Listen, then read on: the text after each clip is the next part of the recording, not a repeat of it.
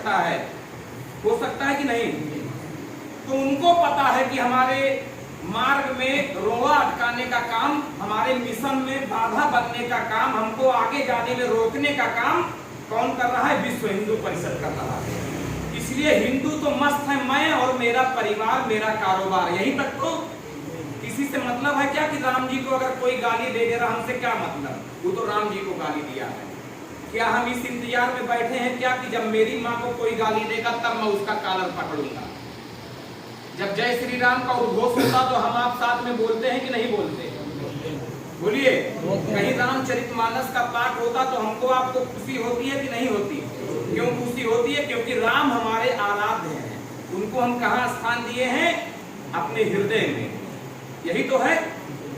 लेकिन जब भगवान राम को कोई गाली देता है तो ये समाज विश्व हिंदू परिषद की तरफ आंख भरी निगाह से देखता है। तो ये जिम्मेदारी विश्व हिंदू परिषद की है। इसमें समाज का, हिंदू समाज का कोई भूमिका हिंदू समाज के लोग निभाने में आगे आते हैं क्या? आते हैं क्या? राम जी को चौराहे पर खड़ा होकर कोई विधर्मी गाली दे तो हम सोचते हैं हमसे क्या मतलब, कोई हमको गाली दिया है क्या? राम जी को गाली देना, हमको गाली देना नहीं हुआ क्या? कहीं गौ हत्या हो जाती है तो जिम्मेदारी किसकी है? जो गौ माता की जय अपने जीवन में एक भी बार अगर बोला होगा तो उसकी जिम्मेदारी होगी कि गौ माता की कहीं हत्या कोई कर देता तो उसका प्रतिकार करने के लिए हमको आगे आना चाहिए। किसको आना चाहिए?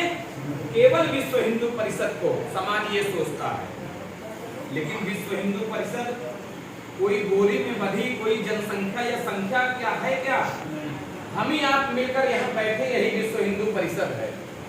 और इसी की स्थापना सोचिए 1925 में परम पूज्य केशवराव बलिराम हेडगेवार जी की सोच देखिए कि आने वाले दिनों में जब हिंदू समाज का कोई बात करने के लिए, किसी विधर्मी के सामने दो दो हाथ करने के लिए, हमारी बहन बेटियों के आबरू के साथ अगर कोई खिलवाड़ कर रहा है तो उसका प्रतिकार करने के लिए, हमारे मठ मंदिर को तोड़ने का कुचक्र, भगवान श्री राम के हाथों से निर्मित राम सेतु को तोड़ने का कुचक्र, अमरनाथ श्राइन बोर्ड की जमीन वापस लेने का कुचक्र, श्री राम की जन्मभूमि पर कलंक का ढांचा खड़े होकर उसमें हमारे प्रभु श्री राम ताले के अंदर विराजमान है, इससे मुक्त कराने का काम सोचिए 1925 में परम पूज्य केशवराव बलिराम हेडगेवार जी की सोच थी कि राष्ट्रीय स्वयंसेवक संघ की स्थापना उन्होंने किया।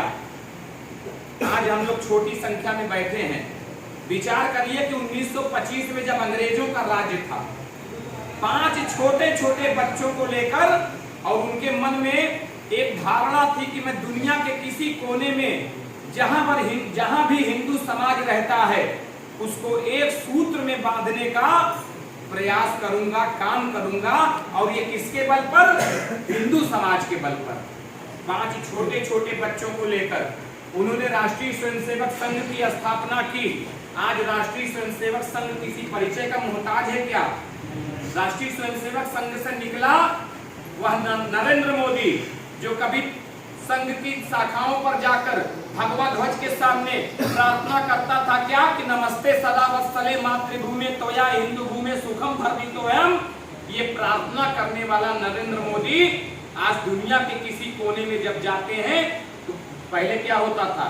पहले हम अपने हिंदुस्तान में 90 के दरमियान के देखिए बैठे हुए हैं, जब हम लोग जय श्री राम का उद्घोष करते थे, जब राम लला हम आएंगे मंदिर वहीं बनाएंगे, जन्मभूमि के काम ना आवे वो बेकार जवानी है, जब ऐसा नारा लगाते थे तो इसी प्रदेश के मुखिया प्रतिबंध लगा देते थे, भगवा नहीं रखने देते थे, अयोध्या जाने पर प्रतिबंध हो जाता था, मोटर गाड़ी बंद कर दिए जाते थे, पैदल नहीं जा सकते थे, साइकिल से नहीं जा सकते थे। आज परिवर्तन क्यों हुआ?